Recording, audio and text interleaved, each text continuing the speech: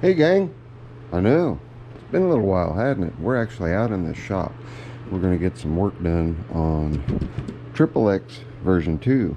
But first, I don't remember if I showed this or not. This is an old blacksmithed poker that my uncle made for my wood burning stove. Then a good friend of mine, he's got a Etsy page. Heliarch, you've heard me talk about him a lot out there in Pennsylvania. Well, he does blacksmithing also, and he made this and put it up on Etsy, and I just had to have it. He did such a good job. Got a nice little twist here. Really, really nice. You notice the 302 there.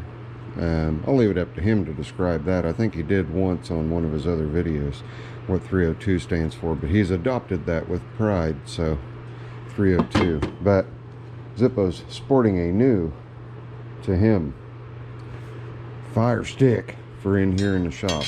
But you see what's under here. Oh, Zippo got more tools.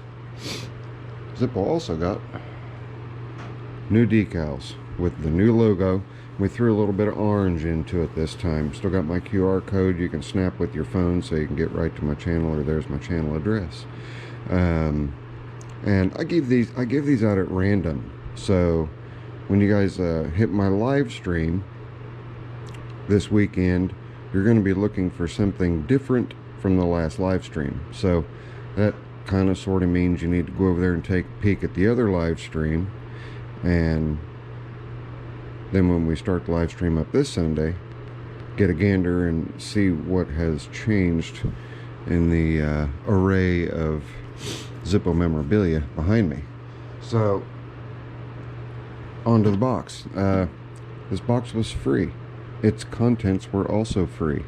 We were over at Miss Zippo's mom's taking care of some things over there and going through a bunch of stuff, and Zippo's mom just kept saying, any tools you find, just take. Any tools you find, just take. Any tools you find.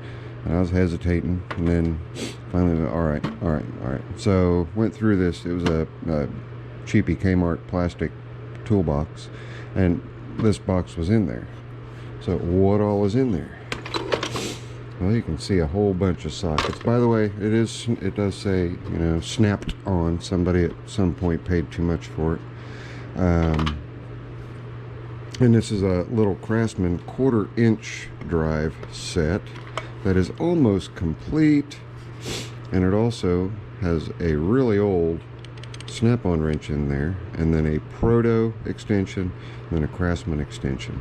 So relatively complete kit. You can notice there's some 12 points and 6 points in there. Kind of a mix match, but I grabbed that. I didn't grab everything, I just grabbed that.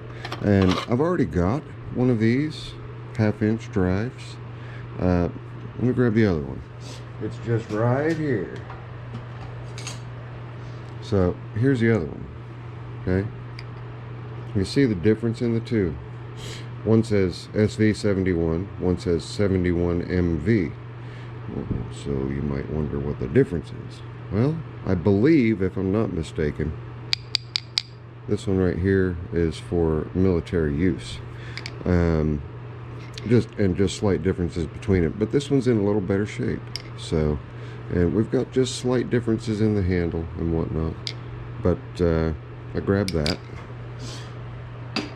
Put the other one back down there. I also have the 1/4 inch and the 3/8 in those. Then got a speed wrench, which is also snap-on. It is snap-on SV4. I don't know if you can see that. Little speed wrench. This is a Grille. You guys can look up Grille. Grille is a long-time tool company. 12J. And I'm not a big fan of pliers, slip joint pliers, but these are Protos. So I thought I'll go ahead and grab them, and they're in pretty good shape. A nice little wall hanger. This wrench, which has an M on it, I want you guys try to guess what my thumb is covering up there. Ready? It's a Ford wrench. How about that? Thought that was cool, so I grabbed it. Big selection of sockets. The majority of the sockets are snap-on, and they're 1/2 inch drive, and everything's engraved with OPS. So I assume this stuff came from General Motors, and that is where this toolbox came from. We have a PNC. Don't know what the PNC is. I didn't even bother looking it up, but it's a 13/16 spark plug socket on a snapped-on swivel joint, and it is SV8. We have another Grille here, and that's just a extension bar. Then we have, you guys might have noticed, okay, Grille. Proto has a hole in it to help you spin stuff off a little faster. Really, really similar. So I grabbed those. And this is a snap-on SVX10, obviously a 10-inch, 1/2 inch extension. Grab that. Then we have another, nope, that's the same Grille extension. And it's small, real small set of feeler gauges. I'm feeler gauge poor right now. And then we have a SV15S snap-on breaker bar. It's a really short guy. Really short. And in really good shape. So that's what I grabbed. I just thought I'd show you guys that Zippo is still going out and grabbing tools, even though he doesn't really need them. He grabs them anyway because he's a collector and a hoarder of all things heavy metal and chrome plated. And you might have noticed over here, and you may have thought to yourself, we're going to do wiring today on XXX-V2, and you guys are right. So let me get the camera set up and we'll get started. Now I will tell you, what I wanted to do today was put sheet metal on, but if I put the sheet metal on, it's going to be in the way of me getting the wiring done. So we've got to do the part that we may not be excited about, but that is necessary. So we're going to dump out a bunch of 1/4 bolts here. Let's see what I've got in the way of 1/4 that I can use to mount the regulator. Regulator mounts right here on, I guess, what would be the firewall. So the battery's in the way. We can take care of that easy enough. Just get it up out of the way. And this particular regulator, I do not know if it works or not, so we're going to find that out together. We've got 3 bolts and 3 nuts and 3 lock washers that we need to install. And right now I only see one that is going to be sufficient for this, so I'm afraid I'm going to have to cut you guys off for just a second so I can find the other 2. Sit tight. Alright, I went ahead and threw them on. I don't know if I showed you guys my new ratchet or not. I decided I was going to give the Icon a test run, and my favorite sockets to grab and socket wrenches are 1/4 inch, and this is the wrench that I grab most of the time, and it's a snap-on also. I don't even know what the number is on it. Let's see here. It is really hard to read. TM721. It's an older one. It's got a rebuild kit in it, so it's got finer teeth, but this one has 90. So we're going to be using it. Just got to tighten everything down. Whoops, I moved the camera. You guys can't really see what I'm doing. Hang on. Technical difficulties. There we go.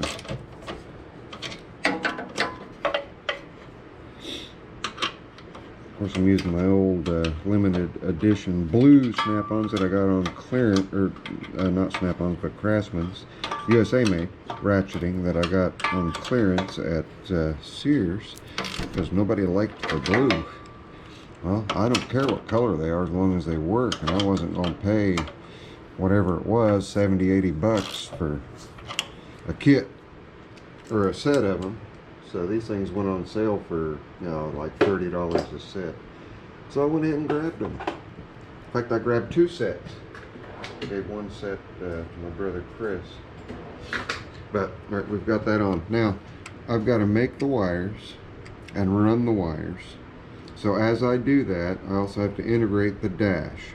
So the dash is just going to get loosely sat on up here so that I can still get to the wires behind it and all that. So I'm going to relocate the camera and bring the camera out here.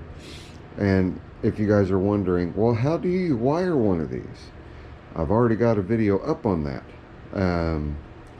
Just look up Simplicity Alice Chalmers Wiring Made Simple, and you will find that video. It's on an old 725, akin to the old Squire there. So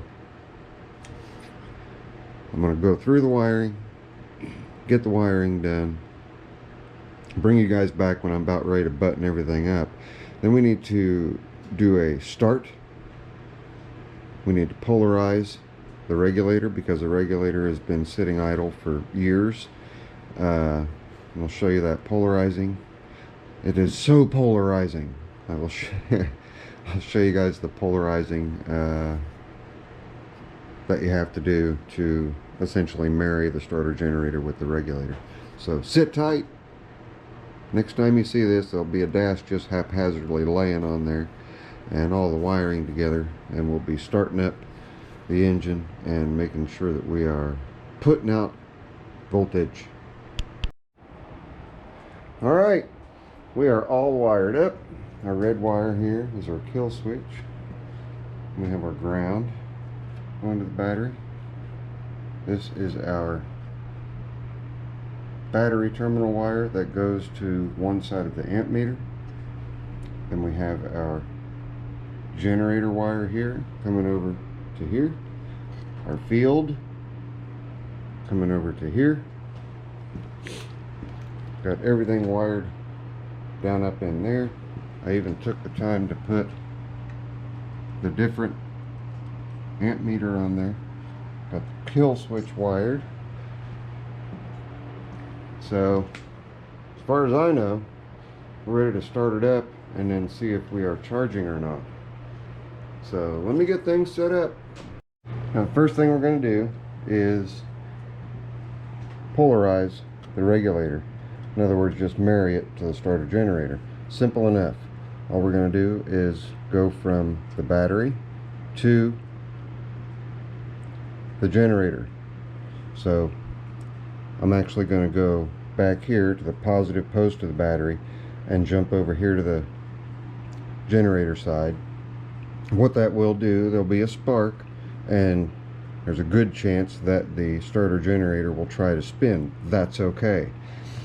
We just want to marry the two together. Ready? Got one end, now we've got the other end. We're just going to touch it.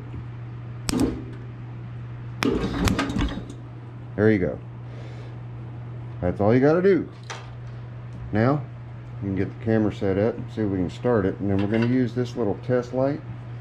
And right now it's hooked up to the negative side, and we're going to hook it up to the battery side. And as you guys can see, the light is lit, which is a good sign. But when we start it, that light should get brighter. So let's find a better place to clamp you guys, and we'll just go ahead and do that now. We're right on the engine, so there's going to be some vibration. Let's see. There's got to be a better place. Hang on. Alright, if I did everything right, then all I should have to do here is turn on the fuel. Let the fuel get to the carburetor. Choke it. Push the start button with the key switch to the on position. It should start. I've got this to the on position. Let's see what happens. Oh boy, those round boards have still got to go. We ready? Full choke and starter at idle. Contact.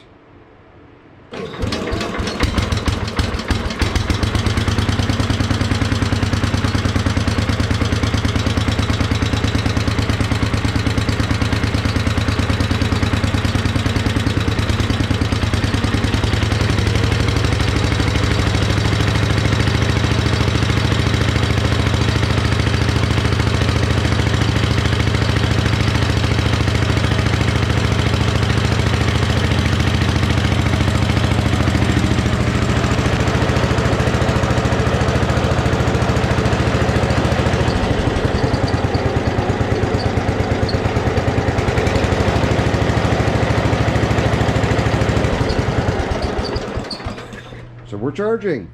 That's good. Now all we've really got left to do here is got to secure the battery. Got a big 51R in there. Got to take care of the seat.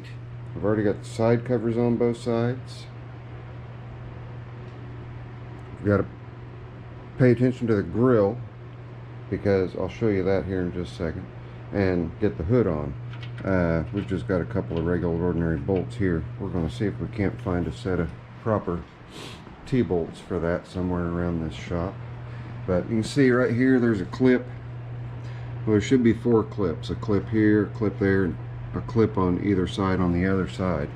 So in order to put the front grille support on, I need the clips. So I'll be digging through here to get those clips and get them put in place so that I can mount the grill.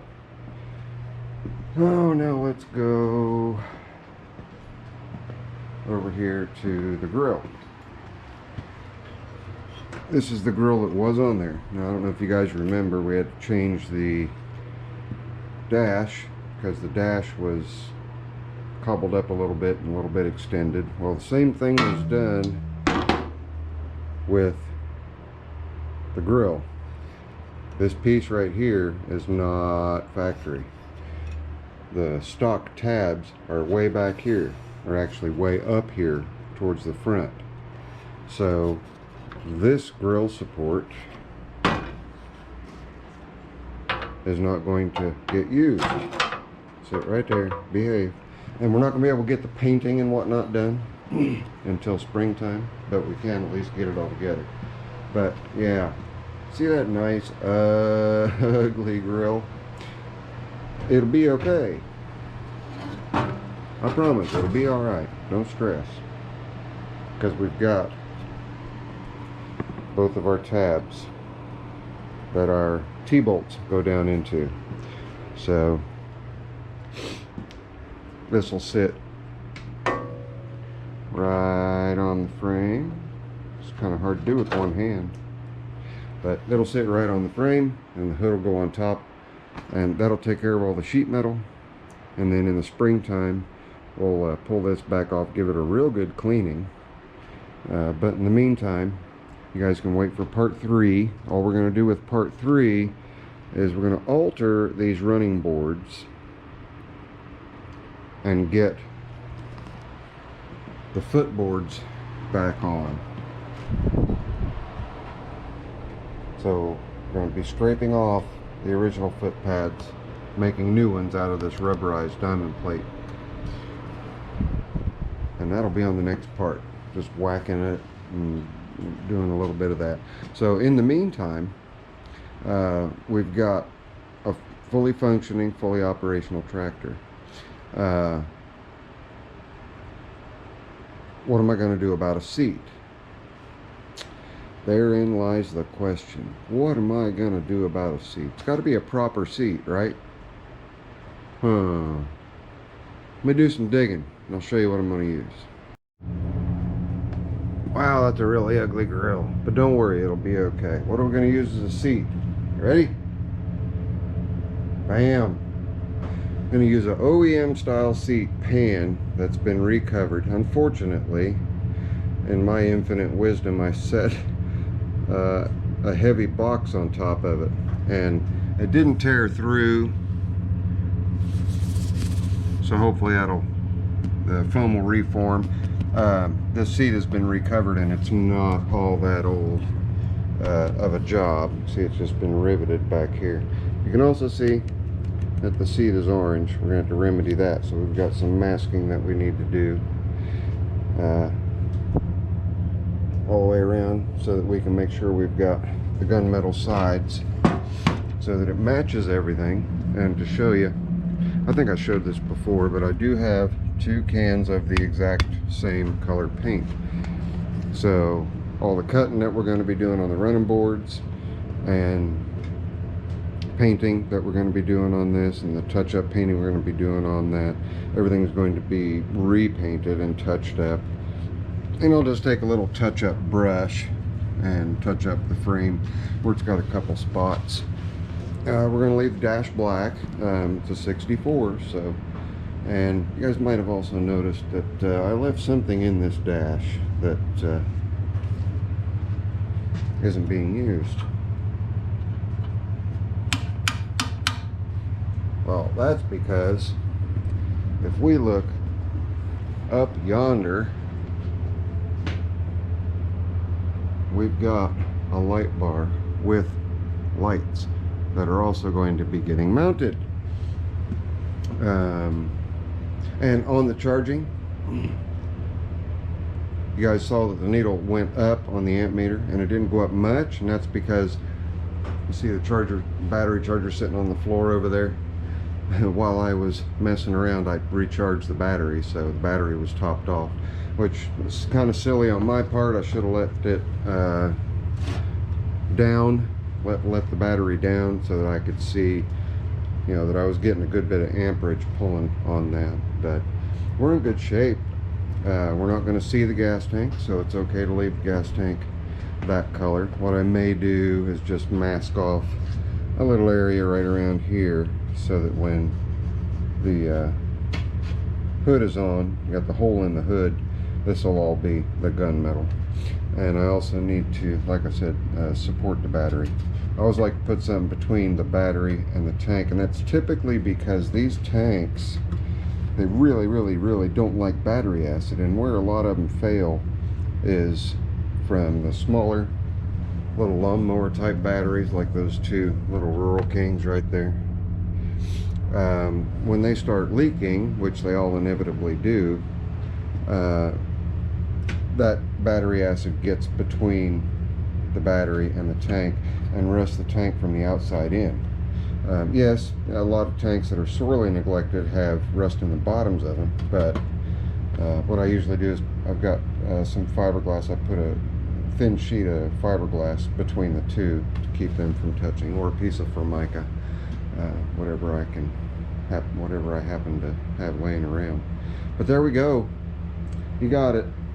This is XXX version 2. One step closer. One step closer. And I think I might just clean that grill shell up before I mount it. I'll put it over there in the parts washer. It at least needs that, right? I don't know what else to say, other than I told you guys I'm going to be putting these wheels and tires over here so that the silver will match. That hasn't happened yet, but that will happen. So look for part 3. I'm not sure when it will be, but it will be. It'll happen. So there you go. As your friendly neighborhood Zippo. If you guys are not subscribed, like the 90% of you that watch my videos, it just takes a second. Just click on that subscribe button, then the bell notification will let you know when I post a video. And it's really easy. You see my bald head right, or my orange head right there? If you tap right there, that'll take you directly to my subscribe. Then you can hit the bell icon. And we got a video over here and a video over here. I promise you guys I will see you on the next one. Later. I'm out of here.